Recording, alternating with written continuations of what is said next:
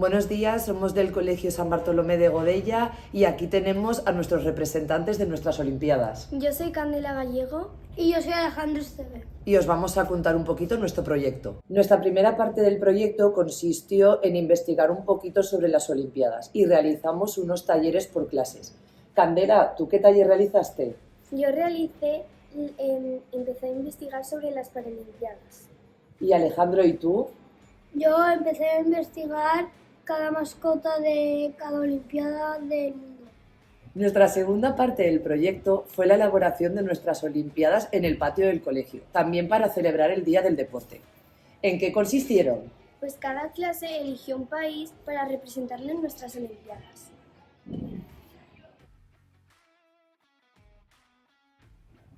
¿Qué país erais vosotros?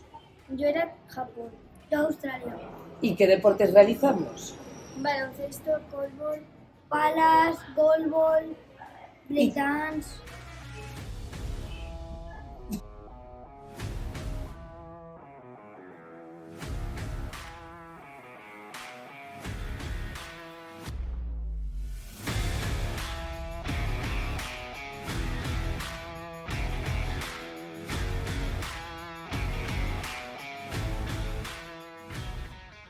Y por la tarde realizamos la entrega de medallas en el Capitolio. Y también la clausura de los Juegos Olímpicos. Nos lo pasamos muy bien.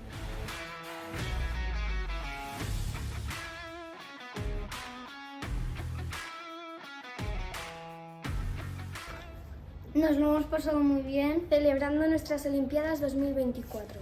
Y de ahora en adelante vamos a continuar trabajando las Olimpiadas en nuestro proyecto educativo de centro durante todo este trimestre. Y con nuestra mascota Cesevito, ¡nos despedimos!